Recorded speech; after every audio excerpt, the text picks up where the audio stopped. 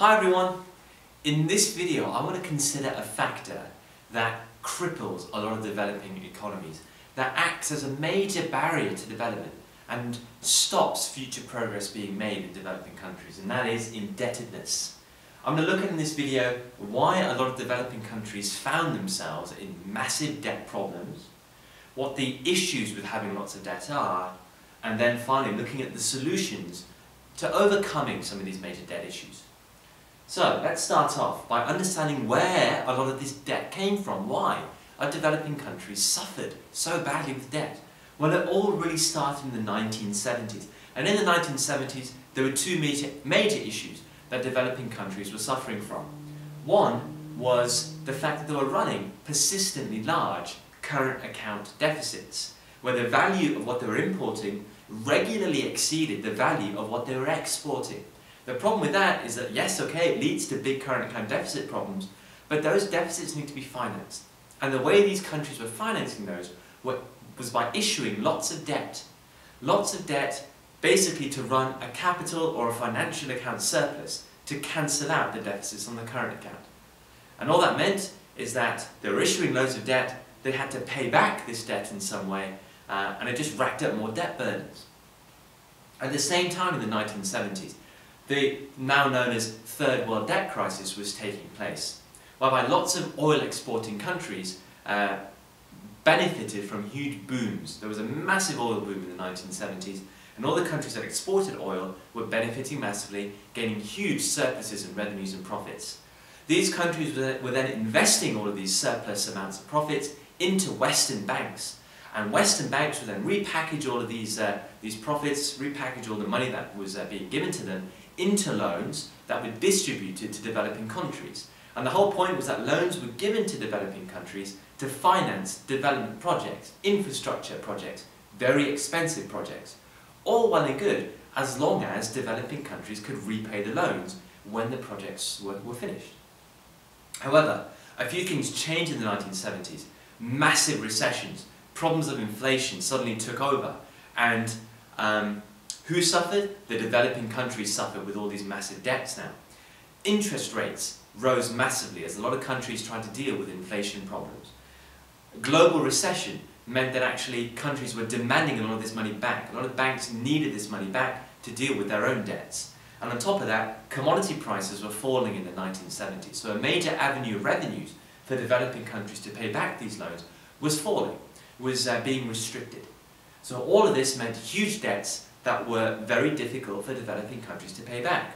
What also added to the woes were that advanced economies or Western banks wanted the loans to be paid back in hard currencies.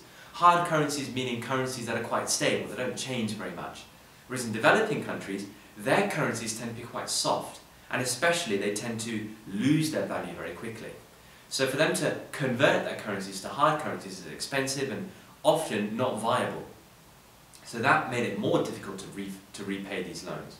On top of that, commodity prices kept falling over and over again. In the long term, the relative value of what these countries export kept falling. So then to actually gain enough revenue to pay back these loans became increasingly difficult. So paying back the loans was hard. Even worse than that, just servicing the debts became really hard. Just paying the interest on the debts became really hard. So these poor developing countries really had nowhere to go.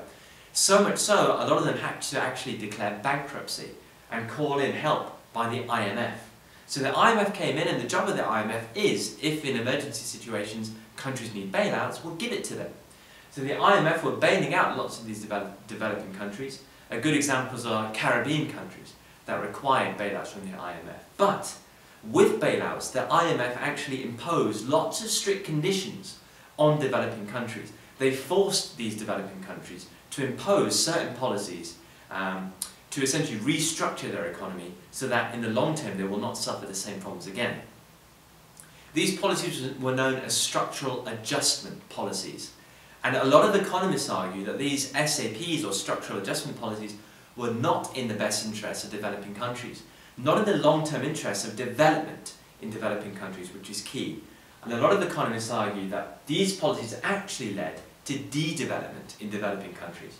So what policies are we on about? What did the IMF kind of impose on developing countries?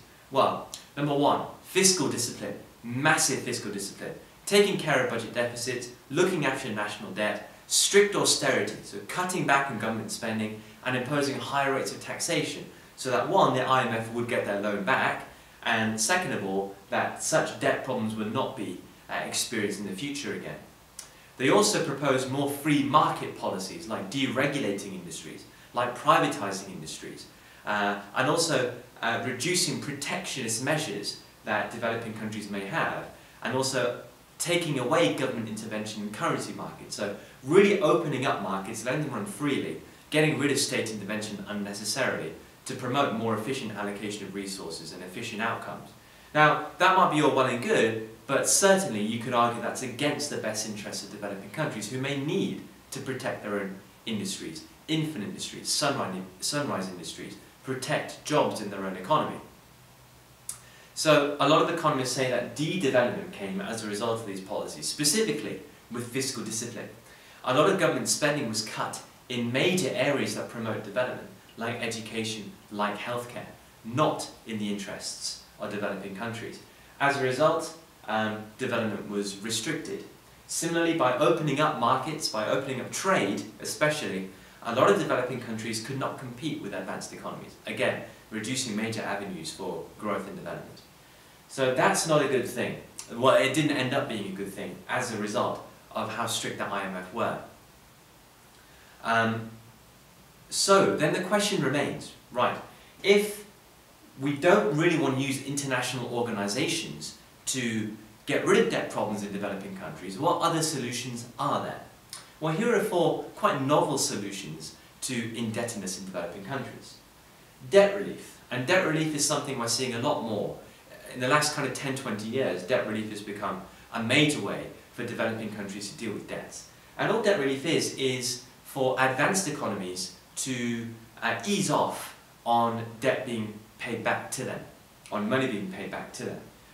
The HIPC is a very good example of a debt relief initiative that a lot of advanced economies are part of, and that is the Heavily Indebted Poor Countries Initiative, where advanced economies like the UK, like the USA, agree that maybe debt doesn't have to be paid back, as long as the money that's being saved, the money that the developing country is actually gaining in return or not having to pay, is used to promote development outcomes. So that money should be spent on education, should be spent on promoting and developing healthcare infrastructure, should be used to build roads and to build bridges, to improve sanitation facilities, etc., etc.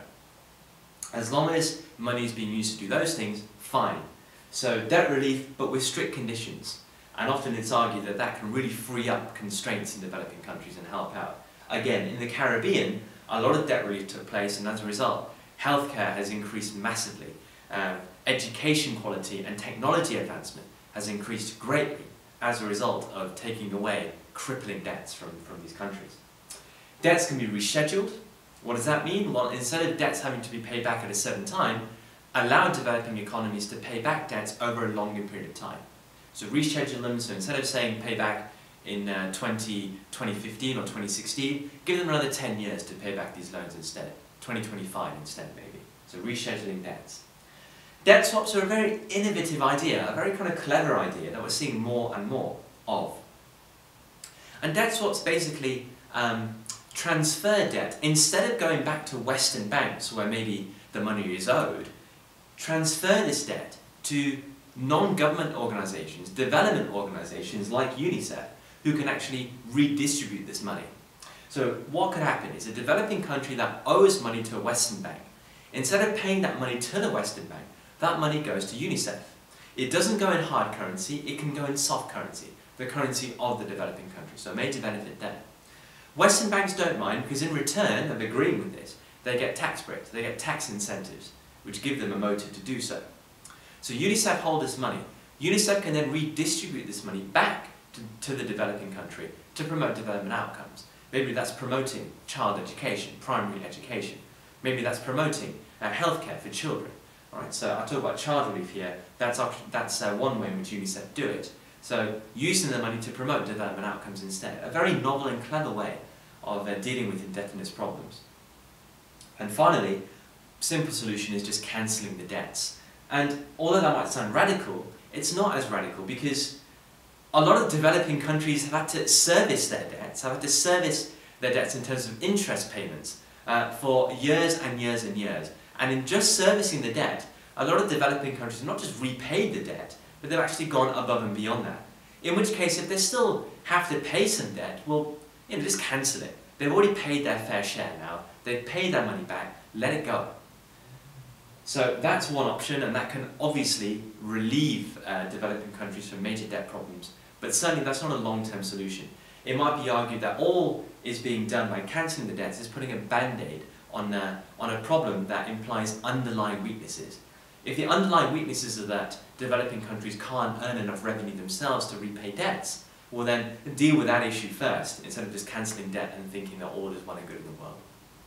Right, so there you go, that's a big topic, a very important topic of indebtedness, holding back the development of developing countries. Hope that makes sense now. Thanks for watching, see you all next time.